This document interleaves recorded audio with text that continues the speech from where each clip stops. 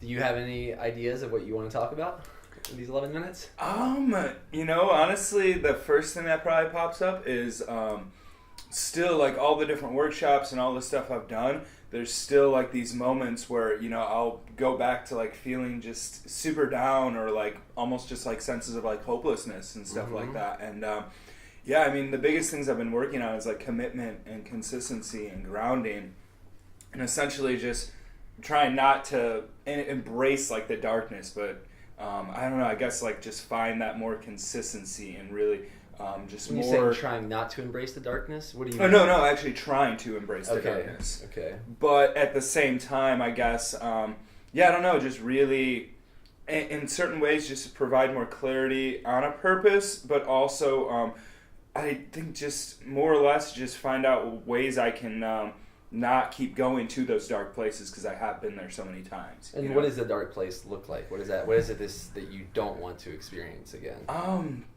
Just feeling like super down, like even to the points of like, even just earlier this year, like feeling like I don't want to be here on this planet, and realizing like I have so many gifts and so many talents to, offer to the world. But, yeah. And when you say not be here on this planet, are you alluding to like suicidal thoughts or Sure.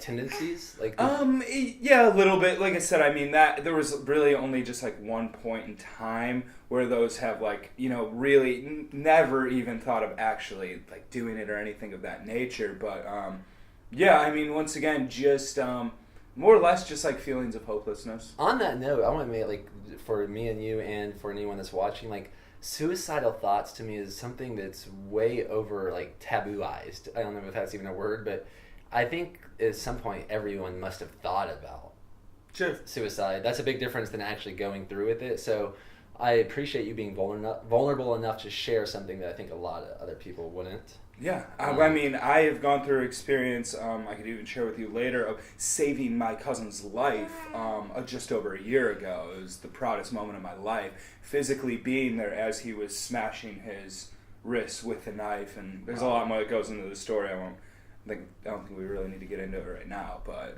So when you've experienced what this darker sides or darker times, you sound like you have experienced not only for yourself but for being there for people. Someone and literally like saving his life, being in that presence. Well, thank you for being there for that. And you said this planet, not being here on this planet.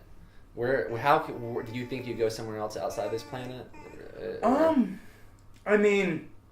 I personally do believe that I think our souls here right now do continue to be reincarnated, but I think there are other dimensions and other places that we can go as well. Okay. And I think we have been.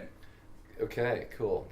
So, just wanted to get a little clarity on what you meant by this planet. Yeah. Because sometimes, I'm not saying this is the case for you, but sometimes I think people build up fantasies, and they might be as real as people believe them to be, or they might even be realer. But I don't know what's more real than what's happening right now. So when someone says this planet or this dimension or this universe, sometimes I feel a little like they might be seducing themselves into an idea that's not as real as what's happening right now. Okay. So that's something that came up for me. And my main, like, if I had to guess for you, and I don't know about the darkness, but I do see this, like, it seems like you're overcharged. Like there's an amount of energy in your body that I would wonder what you would do, or what your behavior, how your behavior might shift if you didn't leak it, and movements and sporadicness, and it almost looks like you have so much energy. I'm just wondering what happened instead of letting it out, if you circled that back for yourself and you harnessed it for the moment to strike, rather than being like ecstatic and crazy and wild. Filling my own cup and giving from the overflow. Like we just had this discussion with the Misfits yesterday, and one of the names for me is the Energetic Emancipator. The Energetic Emancipator. Okay, cool. And what does that mean to you? So what that means to me is like I have so much energy and so much capability that I can free others from their own things. And like I feel like by being so vulnerable with myself, that allows others to be very vulnerable. And like there were just multiple instances, even just yesterday, where people literally had directly told me, "Oh wow, thank you for just being that way," and now I'm able to open this side of myself. Yeah, and I trust that I'm not. I think you're very authentic in this behavior, and the very like the overcharge that I'm talking about. I don't think you're being deceptive or manipulative, but I am thinking that you have so much energy, and I'm wondering if there was a more of a using that energy, using it and like purposely using it, like understanding it, knowing it, like purposely not expending it. Like I want when you feel like, oh, I want to go crazy, or I want to go do this, or I want to do that, or I'm going to scream, or I'm going to yell, or I'm going to dance.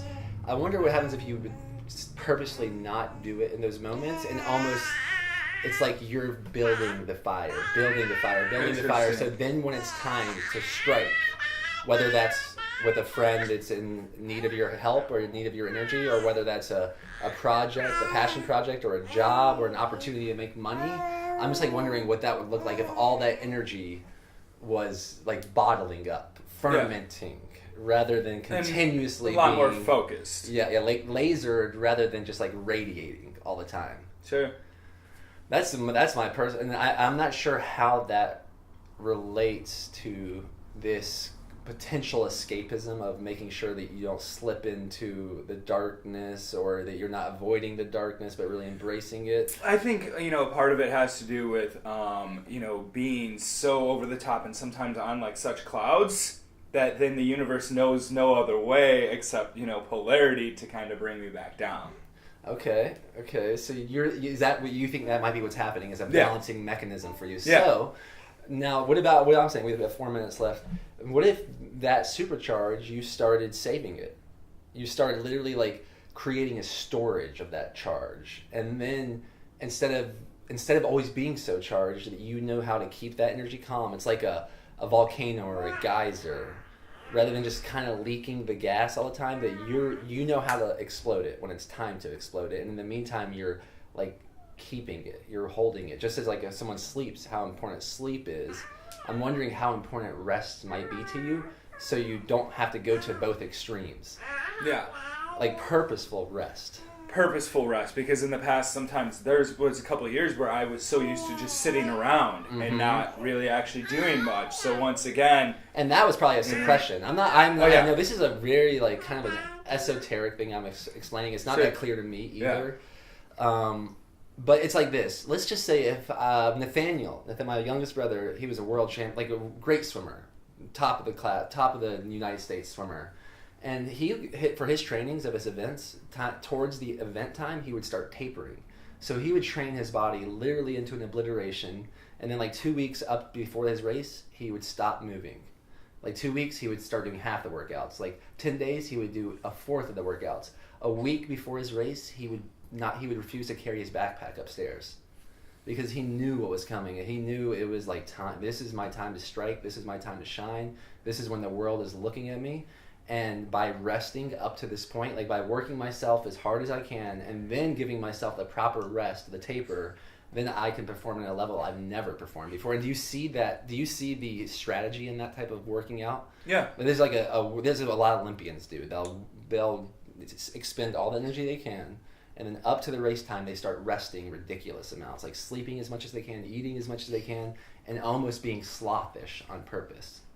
Because then they know the big game's around the corner. So I'm wondering what it would look like if you started scheduling yourself big games, big events. Do you have anything like that right now? No. No. What is your big game? What's your big event with a minute and a half left? What is it? What is your swimming?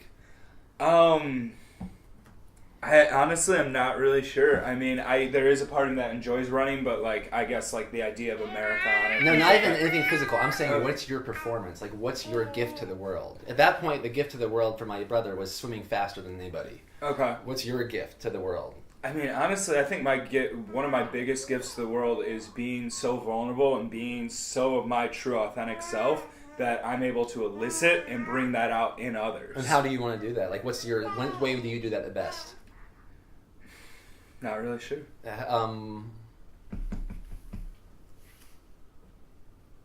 What about retreats or seminars or a workshop or a play shop, anything like that? Yeah, Have you ever thought about facilitating your own? Not really, no. And also, I think another thing is actually just like speaking into the camera and stuff, and like the responses I got just from one Facebook post that I put, why I'm so grateful for my anxiety and depression, you know? And that was good, that you felt good about that? Yeah. And do you have any of those scheduled? No. What was that, just a live Facebook video? No, it was some Instagram videos, just like 15-second clips that I just saved.